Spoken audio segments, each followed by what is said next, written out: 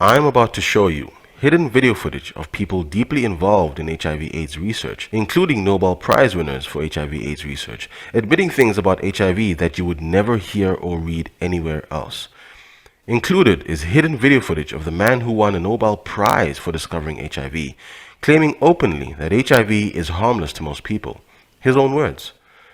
I'm about to expose to you the fraud of HIV testing and how unsuspecting people in Africa who know nothing about human biology or the nature of HIV tests are being deceived and drugged to death by the antiretroviral poisons being fed to them by large pharmaceutical corporations and the criminal individuals who are gaining financially by maintaining the ruse. Let's start by defining AIDS. What is AIDS? AIDS is an acquired immune deficiency syndrome. AIDS is a weakened immune system. That is what AIDS is. Now, what causes AIDS? Any number of things.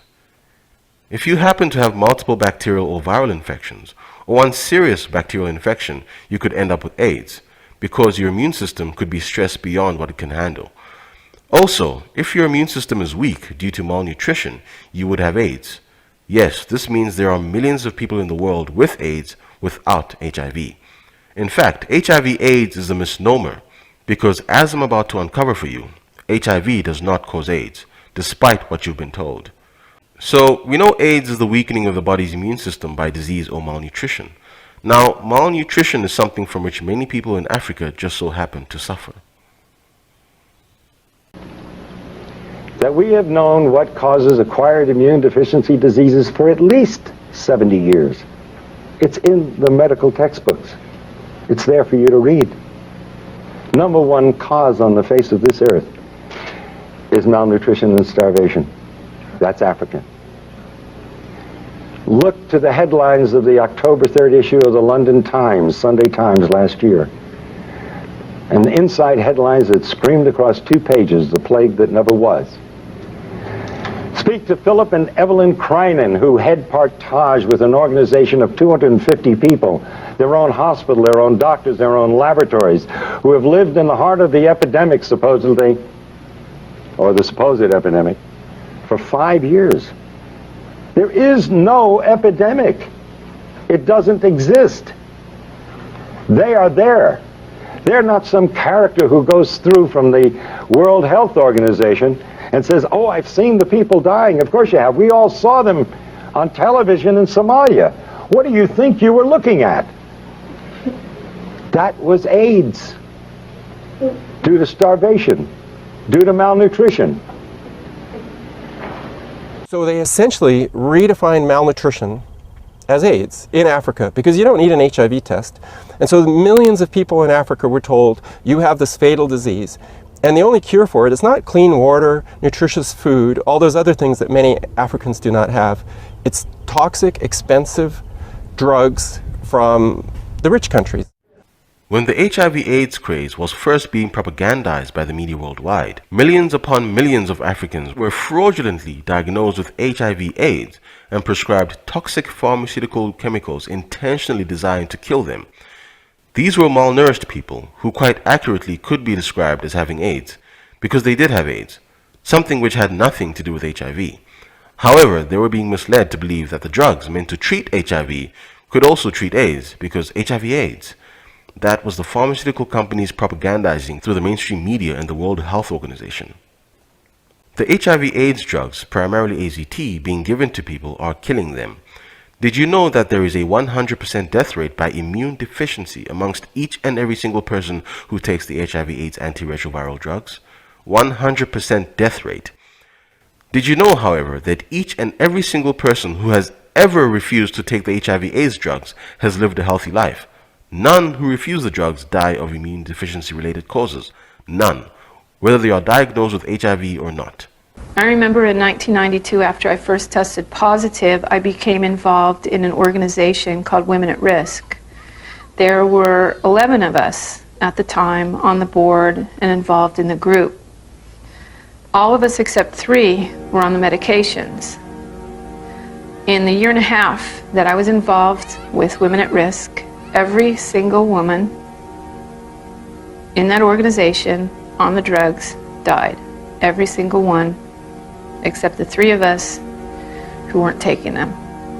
AZT is highly mutagenic, meaning that it destroys the genes in cells and has been shown to cause cancer in rodents.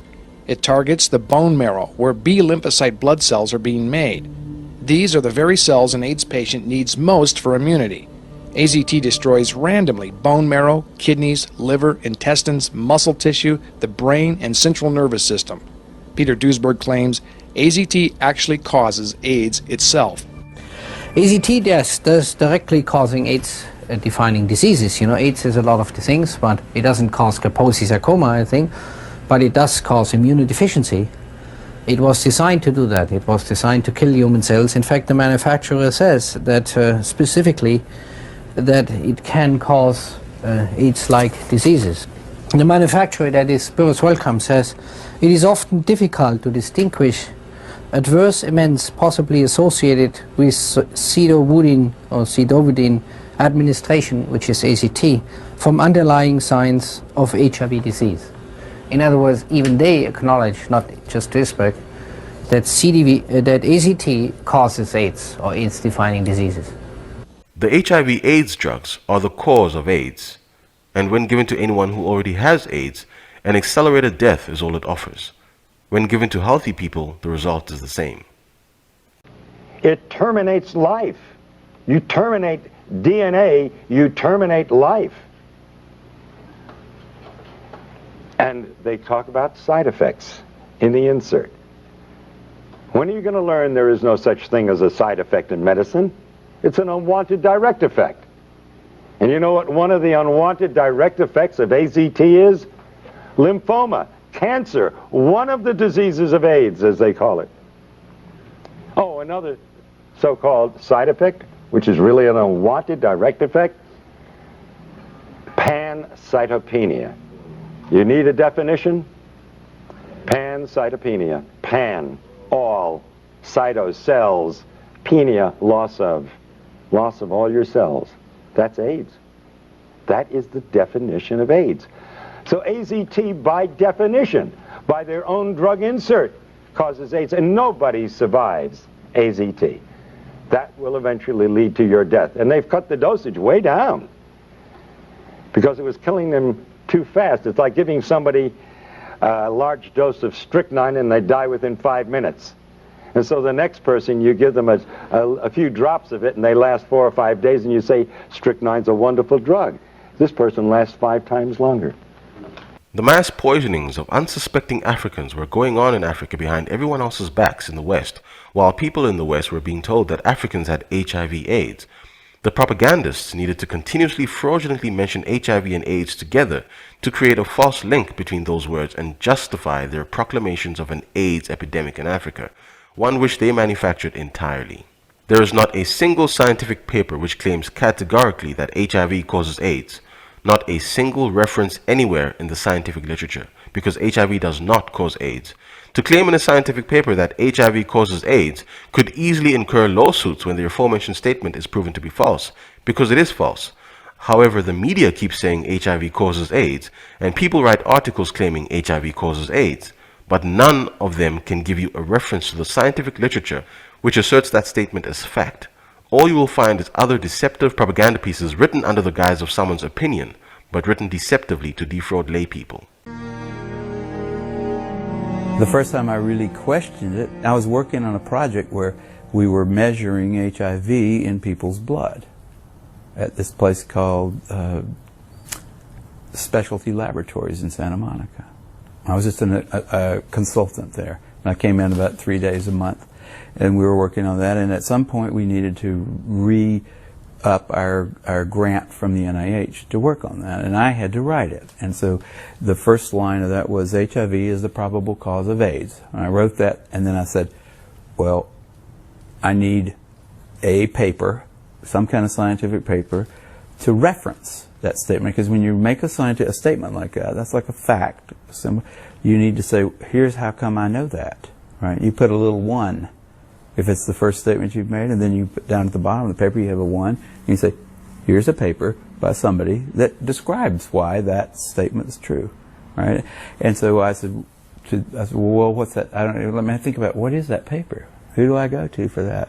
And I looked around, I asked a couple of virologists at that company, and they said, no, you don't have to reference. I said, I have to reference that because I don't know where that came from. How do I know that? And it turned out that nobody knew it. There wasn't a scientific reference, like a paper that somebody had submitted with like experimental data in it and like logical discussion and said, here's how come we know that HIV is the probable cause of AIDS. There was nothing out there like that. Nothing. We've talked about AIDS and the fact that HIV does not cause it. But let's talk about HIV. What is HIV?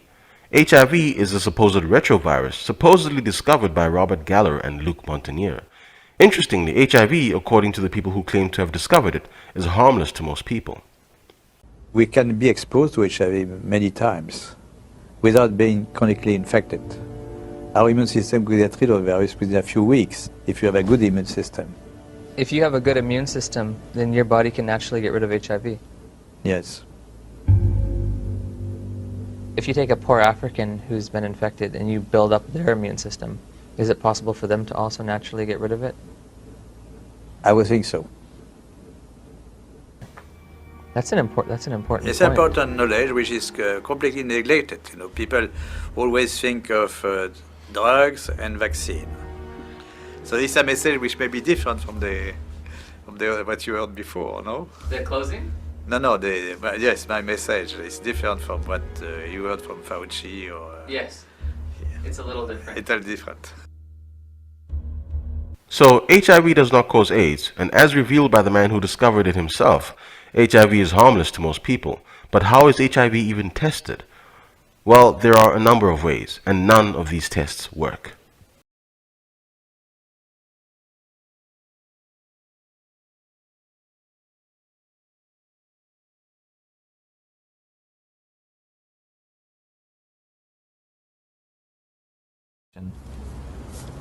Because of the different criteria that apply in different countries, you can test HIV positive in one country and be given an AIDS diagnosis as a result of that, whereas in another country you won't test HIV positive and you won't be given an AIDS diagnosis. It's ludicrous that you can be positive in one country and not positive in another. Theoretically, I could be diagnosed with AIDS in the United States, but if I take 3 steps to my right, I wouldn't be diagnosed with AIDS, or I would lose my AIDS diagnosis when I cross the border. 30,000 Russians who tested positive for HIV were then tested with another test that's supposedly far more accurate to confirm the positivity, and 66 out of 30,000 proved to be positive. That means that the test HIV is 99.997% inaccurate. You want to take a test that's 0.003% right, and you're going to rely on that? But that's what they're doing to people out there. They're taking a test that is not only invalid, it's totally misleading. In fact, when you get results like that, then I would say you're going to be more correct that if you're read as being negative, consider yourself positive. And if you're positive, consider yourself negative. And by the way, at the request of many individuals, I did go for a test a couple of weeks ago in New York City at the biggest clinic there that does more testing than anybody else. And the doctor who ran it was bragging about the fact that he did more. When I told him about the book I wrote, he said, shh, don't say anything. My patients might hear. In the scientific paper Luc Montagnier, Rob Gallo, and his associates wrote, they claimed that HIV might be the cause of AIDS. However, the HIV/AIDS propagandists used the media to make false reports that HIV did in fact cause AIDS, even though there was no scientific evidence for that, and there were no scientific claims of that. This allowed criminals like Rob Gallo and his associates to spread the HIV/AIDS lie through the media and brainwash society without being held accountable for a lawsuit. Not that the general public knew anything about HIV to sue anyone, but in case they did, Gallo and his scumbag friends could say, we never said HIV causes AIDS, the media did. Interestingly, Rob Gallo, in the scientific paper in which he took part, did in fact initially say that HIV caused AIDS. He was subsequently found guilty of fraud for making that statement, because that statement was false and devoid of any scientific evidence whatsoever.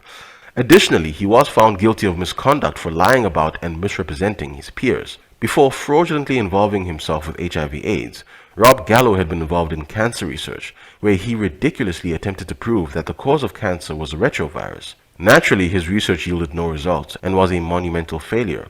None of the viruses he studied could be linked to cancer. However, when AIDS started to become sensationalized by the media for its apparently pervasive existence amongst homosexual men, Gallo would later seize upon the opportunity to claim in a media announcement, with no scientific evidence whatsoever by the way, that a variant of one of the cancer-causing viruses he was researching was the cause of AIDS.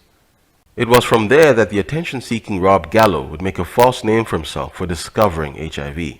He went from the unsubstantiated claim that cancer was caused by a retrovirus to the unsubstantiated claim that a variant of the non-existent cancer-causing virus was the cause of AIDS.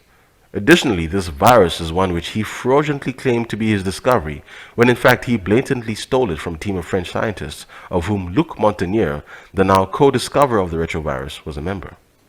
Riding the whirlwind of public demand, Gallo made his move. On April 23, 1984, Secretary of Health and Human Services Margaret Heckler and Robert Gallo called a press conference together that would involve the United States Department of Health in what critics claim would become the biggest medical scientific blunder of all time. First, the probable cause of AIDS has been found, a variant of a known human cancer virus called HTLV-3. With HTLV-3, Gallo's white elephant virus program made the jump from the cause of cancer to become the cause of AIDS, and the target of billions of dollars in research funds. Simultaneously, as the press conference was going on, the blood test used to detect HIV was being patented, which would earn the U.S. Department of Health over $100 million a year and large financial kickbacks to Robert Gallo. The AIDS industry was born, and the U.S. government was now fully invested. Naively, Secretary Heckler predicted that a vaccine would be ready for testing by 1986. We hope to have such a vaccine ready for testing in approximately 2 years. For the moment, everyone was happy about this discovery of the probable cause of AIDS. Gay activists were satisfied that the government was finally doing something. But the public was not aware that Gallo had bypassed a major checkpoint before making his announcement.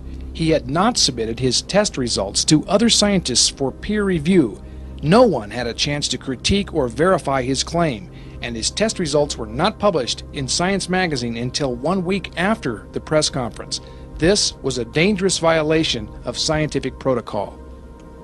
Suddenly, a challenge to Gallo's ethics emerged, which would become an international scandal. The Institut Pasteur in Paris claimed that Gallo's AIDS virus was identical to LAV, a virus Dr. Luc Montagnier had sent Gallo's lab 6 months before the press conference. The French were outraged and filed an international lawsuit against the U.S. Health Department on grounds that Gallo had pirated their discovery. The entire incident was embarrassing to the United States and had to be resolved diplomatically by President Reagan and Prime Minister Jacques Chirac of France. It is only because the French government saw the massive potential to make money from the so-called HIV virus that they refrained from suing the United States alongside Gallo and convinced Luc Montagnier to join Gallo as a co-discoverer of HIV. With this arrangement to split the profits made on the HIV blood test, the virus was given a new international name, the Human Immunodeficiency Virus, or HIV. Despite questions of Gallo's character and ethics, HIV had now gained international acceptance. Rob Gallo, the man who claims to have discovered the HIV virus, is a known fraud, a failed scientist, a thief, and a known liar. Let that sink in for a second. There is not a single scientific document which claims HIV causes any serious disease whatsoever. None. In fact, Kary Mullis, the very man who is responsible for inventing the HIV test, has admitted there is no body of evidence that supports the claim that HIV causes any disease whatsoever. HIV is a lie. But what about the individuals who have perpetrated this lie? They are all multi-millionaires. The best evidence against the HIV hypothesis is that there is no evidence for it. In the vast scientific medical literature, over 100,000 journals published so far on HIV/AIDS, we cannot find anywhere in this vast literature the evidence that HIV causes AIDS, that AIDS is a contagious disease, or that it even sexually transmitted. Information provided by the McFarland Burnett Center in this 1998 public health brochure argues that the virus that causes AIDS has been in Africa for perhaps hundreds, but not thousands of years, and that it is likely to have spread to the human population from monkeys. It also argues that AZT, or azithromycin, is the best treatment for asymptomatic HIV infection and AIDS itself. However, it says that this only causes a 2 to 3 year improvement in life expectancy.